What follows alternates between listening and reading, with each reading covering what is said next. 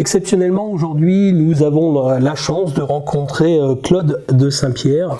Donc, vous avez souhaité témoigner à visage caché pour éviter toute représaille. Claude.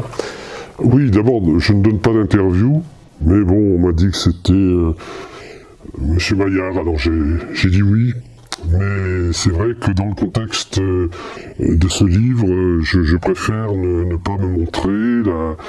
La situation est risquée quand même. Vous avez subi des pressions Absolument. Dès que le livre est sorti, on m'a fait comprendre qu'il n'était pas bienvenu.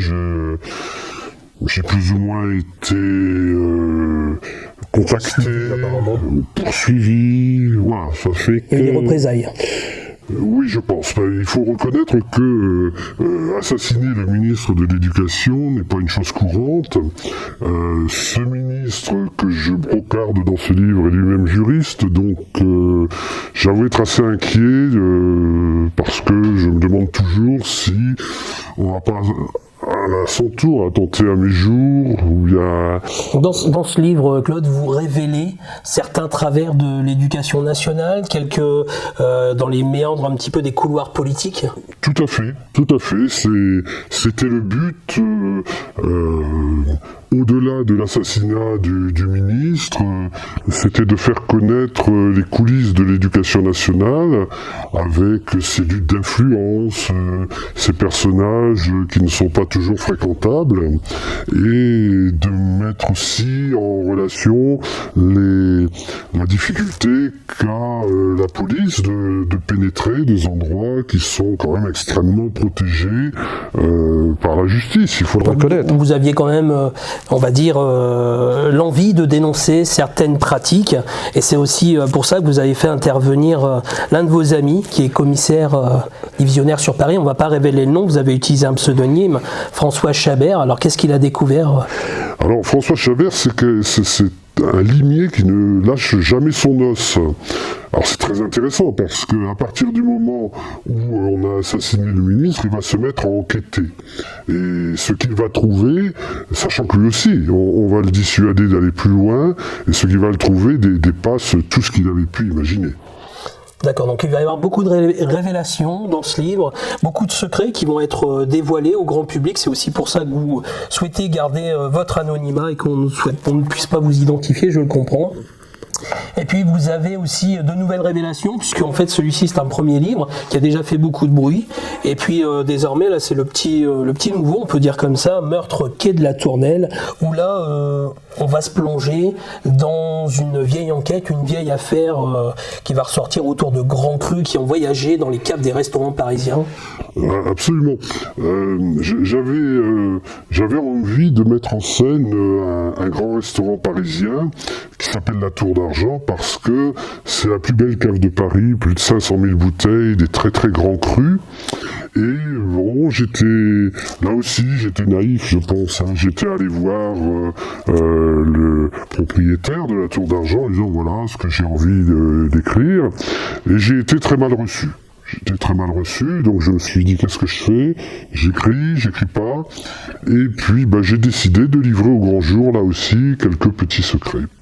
Très bien, donc en fait, sans le consentement, bien entendu, je peux comprendre qu'ils aient envie de s'y opposer, ce qui est normal. Donc on va utiliser là aussi quelques ressorts de l'écriture avec une certaine fiction au travers du restaurant étoilé La Tournelle. Voilà, donc comme la Tour d'Argent ne souhaitait pas être mise en scène, j'ai tout simplement inventé un restaurant qui s'appelle La Tournelle, à 50 mètres de la Tour d'Argent, et où je peux finalement mettre en scène ce que j'avais l'intention tout d'abord de décrire à la Tour d'Argent.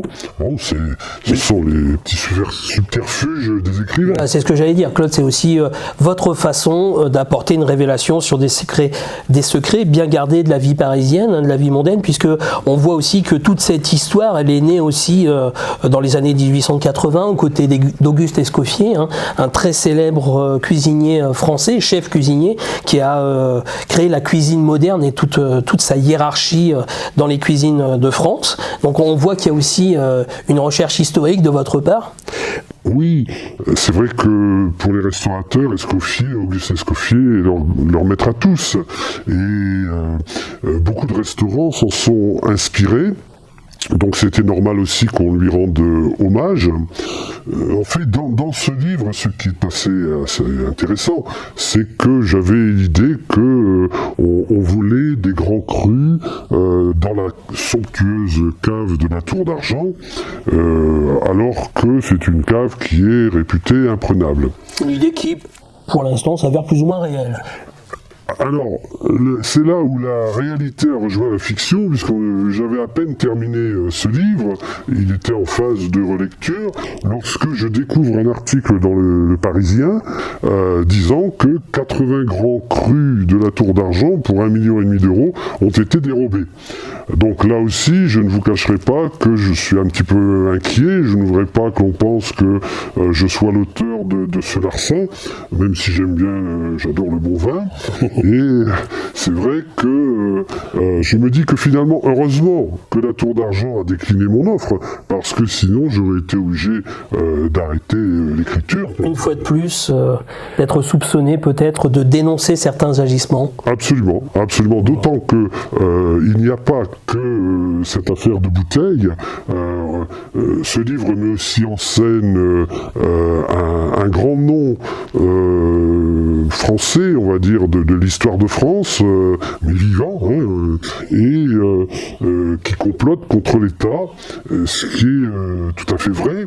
Donc là aussi, bon, je pense que si l'on savait qui je suis, je risquerais de gros ennuis. Donc on va peut-être pas tout dévoiler maintenant, Claude. Je pense que le lecteur saura faire la part des choses et aller découvrir lui-même les travers, ici dans un premier tome, de l'aspect politique qui se cache derrière l'État, derrière certaines élections et certaines pratiques. Il y a des secrets qui sont bien gardés, qui sont révélés grâce à vous. Et puis ici, dans le meurtre de la quai de la Tournelle, où là on va se plonger dans les caves parisiennes, derrière l'étiquette des grands restaurants qui, derrière la façade, cachent bien des secrets. Donc Claude, c'est 2 livres qui sont à retrouver dans... on peut les retrouver où exactement? Alors j'ai demandé à l'un de mes amis s'il acceptait de les vendre pour moi lors de la fête de la coquille.